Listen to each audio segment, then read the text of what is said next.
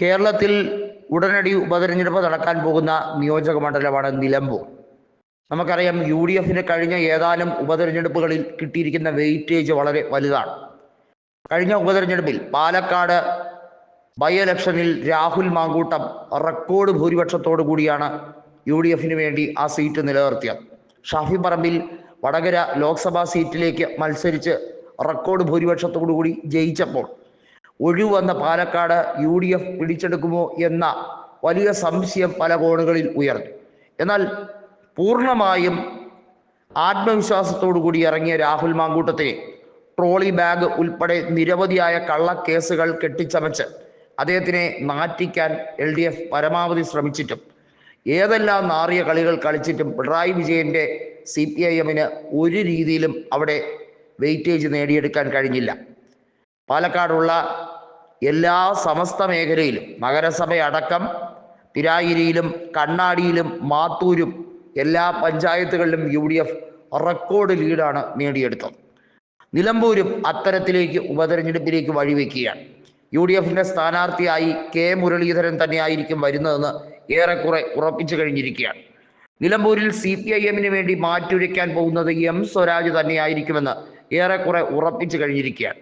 നമുക്കറിയാം, നിലമ്പൂരിൽ കഴിഞ്ഞ 2 തവണയായി ഇടത് സ്വതന്ത്രനായാണ് PV അൻവർ വിജയിച്ച് കയറിയത്.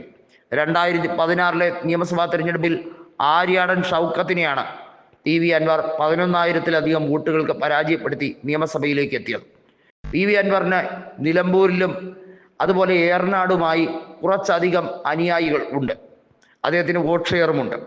അതുകൊണ്ട് തന്നെയാണ് 2011 നിയമസഭാ തെരഞ്ഞെടുപ്പിൽ അദ്ദേഹം ഏറനാട് മണ്ഡലത്തിൽ സ്വതന്ത്ര സ്ഥാനാർത്ഥിയായി മത്സരിച്ചപ്പോൾ വാസ്തവത്തിൽ TK ബഷീറിനെതിരെ നല്ല രീതിയിൽ പൊരുതുകയും ഏകദേശം 47,000-ഓളം വോട്ടുകൾ നേടിയെടുക്കാൻ അദ്ദേഹത്തിന് കഴിയുകയും ചെയ്തു.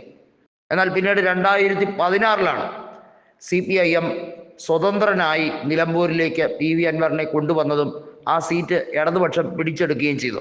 അന്നു മുതൽ കഴിഞ്ഞ 8 കൊല്ലത്തോളം പിണറായി വിജയൻ്റെ വലങ്കൈയായി എല്ലാ തരത്തിലും പിണറായി വിജയൻ്റെ ഓഫീസിലെ ഒരു ചാലക ശക്തിയായി PV അൻവർ ഇടപെടൽ നടത്തിക്കൊണ്ടേയിരുന്നു. അദ്ദേഹം വലിയ തോതിൽ വിദേശത്ത് സ്വർണ്ണ ഖനിയുമായി ബന്ധപ്പെട്ട പല ഇടപാടുകളിലും പെട്ടിരുന്നു എന്നുള്ളത് വാർത്തകളിൽ നിറഞ്ഞു നിന്ന ഒരു കാര്യമാണ്.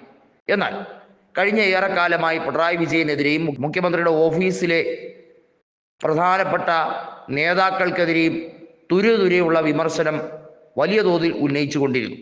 മാത്രമല്ല, ഏറ്റവും ഒടുവിൽ PV അൻവറിനെതിരെ CPIM പകവോക്കുന്ന ഒരു രാഷ്ട്രീയ സമീപനവും എടുത്തു.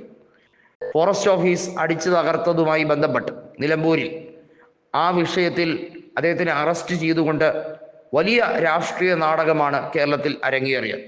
അതിനോടനുബന്ധിച്ചാണ് അദ്ദേഹം നിലമ്പൂരിൽ MLA സ്ഥാനം CPIMൻ്റെ ഔദാര്യമായി വേണ്ട എന്ന് പറഞ്ഞ് രാജിവെക്കുകയും ഉപതെരഞ്ഞെടുപ്പിന് താൻ തയ്യാറല്ല എന്ന് പ്രഖ്യാപിക്കുകയും ചെയ്തു. മാത്രമല്ല, തൃണമൂൽ കോൺഗ്രസിൽ അംഗത്വമെടുക്കുകയും ദക്ഷിണ മേഖലയുടെ ചുമതലയുള്ള കോർഡിനേറ്റർ ആവുകയും ചെയ്തു. എന്നാൽ ഉപതെരഞ്ഞെടുപ്പിന് സജ്ജമാകുന്ന നിലമ്പൂരിൽ കോൺഗ്രസിന് വേണ്ടി K മുരളീധരൻ മത്സരിച്ചാൽ ഉറപ്പായും ആ സീറ്റ് കോൺഗ്രസിലേക്ക് പോകും. അൻവറിന്റെ സഹായം പോലും വേണ്ട എന്ന് ഉറപ്പിച്ചു പറയുകയാണ് UDF.